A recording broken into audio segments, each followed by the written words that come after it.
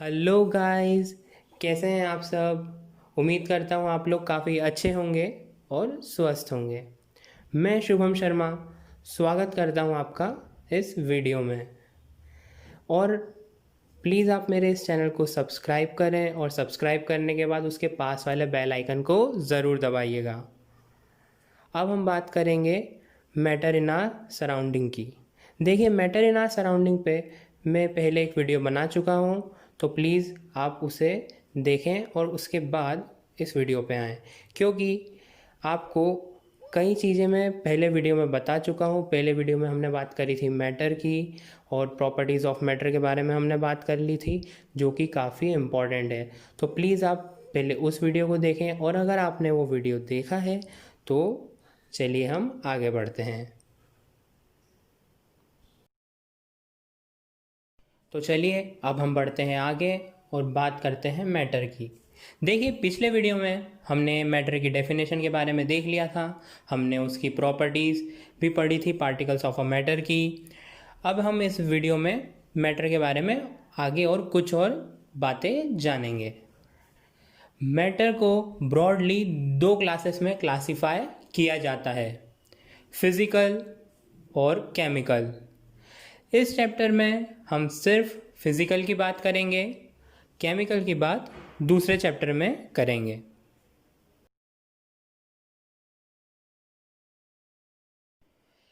Physical को भी हम फर्दर थ्री क्लासेस में डिवाइड करते हैं, which are solid, liquid and gas. आइए एक बार मैं आपको ये बता देता हूँ कि हम किन बेसिस पे सॉलिड, लिक्विड और गैस को क्लासिफाई करेंगे।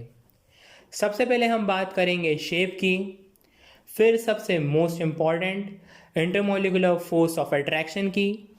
देखिए, अगर आपको ये इंटरमोलिकुलर फोर्स ऑफ अट्रैक्शन अगर समझ आ गया तो आपको डेंसिटी, कंप्रेसिबिलिटी और डिफ्यूजन आसानी से समझ आ जाएगा, क्योंकि वो उसी पे डिपेंड करता है।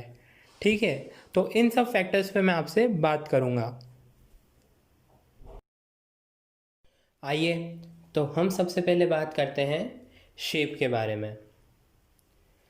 सॉलिड का शेप डेफिनेट होता है और वॉल्यूम भी डेफिनेट होता है। इसका एक सिंपल सा एग्जांपल अभी आप देख ही सकते हैं कि आपके हाथ में जो पेन है उसका जो शेप है वो डेफिनेट है और वॉल्यूम भी डेफिनेट है। वो ऐसा नहीं है कि चेंज हो जाता है। हाँ, कभी हीट करा तो थोड़ा पतला हो गया, ये हो गया, ऐसा नहीं होगा उसमें।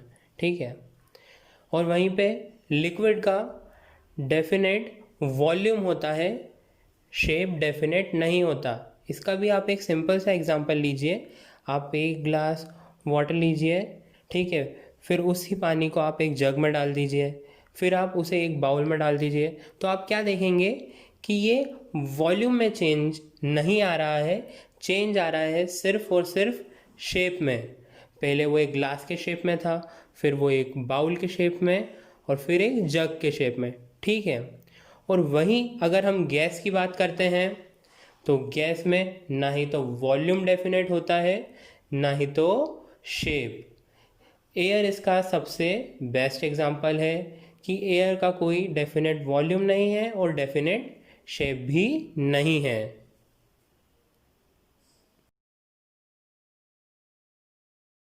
तो अब मैं आपसे बात करता हूँ इंटरमोलिकुलर फोर्स ऑफ अट्रैक्शन के बारे में। ये एक ऐसा फोर्स होता है जो कि मॉलिक्यूल्स को बाइंड करके रखता है, उन्हें बांध कर रखता है।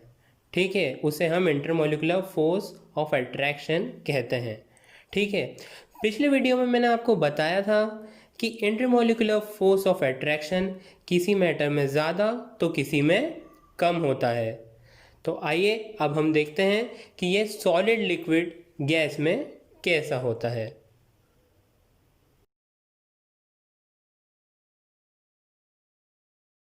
देखिए, अब हम बात करते हैं कि intermolecular force of attraction solid, liquid, gas में कैसा होता है। देखिए, जो फोर्स ऑफ अट्रैक्शन है वो सबसे ज़्यादा है सॉलिड में। देखिए, आप ये देखिए कि ये जो इसमें सॉलिड के पार्टिकल्स हैं वो कितने क्लोजली अटैच्ड हैं, ये देखिए। ठीक है। और आप साथ में ये भी देखिए कि इसमें फोर्स ऑफ अट्रैक्शन ज़्यादा है, वहीं पर इसमें जो एरिया है वो काफ़ी कम है। देखिए, क्योंकि इतने ज़्यादा क्लोज है कि इनके बीच में खाली स्पेस है ही नहीं। ठीक है, चलिए अब हम बात करते हैं लिक्विड की।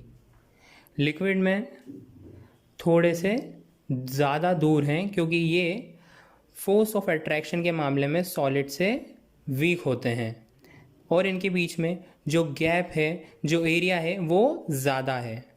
ठीक है, वहीं गैस में फोर्स ऑफ अट्रैक्शन काफ़ी वीक होता है, इसीलिए इनके आप मॉलिक्यूल्स को देखिए, ये कितने दूर हैं, ये देखिए, और इनमें इसी वजह से एरिया काफ़ी ज़्यादा है।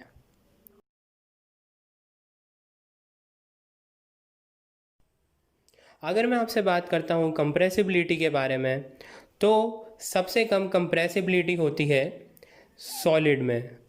उसका सिंपल सा रीज़न यही है कि जो सॉलिड के मॉलिक्यूल्स में इंटरमॉलिक्यूलर फोर्स ऑफ अट्रैक्शन है वो इतना ज़्यादा है कि फोर्स लगाने पर वो इजीली कंप्रेस नहीं हो पाता है। ठीक है, वहीं सबसे ज़्यादा कंप्रेसिबिलिटी होती है गैस में, क्योंकि उसका जो फोर्स ऑफ अट्रैक्शन है वो इतना वीक है कि हम छोटे से फोर्स पर ही उसे जल्दी से कंप्रेस कर सकते हैं। वहीं पे लिक्विड इंटरमीडिएट पोजीशन में होता है, ना ही तो उसमें ज़्यादा कंप्रेसिबिलिटी होती है, ना ही कम। डेंसिटी का सिंपल सा मतलब होता है मास अपॉन वॉल्यूम, यानी कि डेंसिटी मास अपॉन वॉल्यूम पे डिपेंड करती है। यानी कि जितना ज़्यादा मास उतनी ज़्यादा डेंसिटी, और जितना ज़्यादा वॉल्यूम उतनी कम डेंसिटी होती है। ठीक है, जैसा कि हम जानते हैं कि फोर्स ऑफ अट्रैक्शन ज़्यादा होने की वजह से सॉलिड कॉम्पैक्टली पैक्ड रहता है, और उसमें जो एरिया है वो एकदम नेग्लेजिबल होता है। तो जो उसका एरिया है वहाँ पर कम होता है, ठीक है, लेकिन मास उतना ही होता है। ठीक है, तो मास कांस्टेंट होने की वजह से और एरिया नेग्लेजिबल होने की वजह से डेंसिटी सबसे ज़्यादा सॉलिड में होती है। और वहीं हम जानते हैं कि फोर्स ऑफ अट्रैक्शन गैस में सबसे कम होता है, इसलिए वो लूजली पैक्ड होता है। तो उनके बीच में जो स्पेस है, जो एरिया है, वो काफ़ी बड़ा होता है, काफ़ी ज़्यादा होता है। इस वजह से उसकी डेंसिटी कम होती है। वहीं पर अगर हम फिर बात करते हैं लिक्विड की, तो वो फिर से इंटरमीडिएट पोजीशन में होता है। उसकी डेंसिटी ना तो ज़्यादा ना ही कम होती है। आइए, तो अब मैं आपसे बात करता हूँ डिफ्यूजन के बारे में। डिफ्यूजन का मतलब होता है spreading out and a moving out of a substance with another substance due to a motion of particles. इसे हम डिफ्यूजन कहते हैं।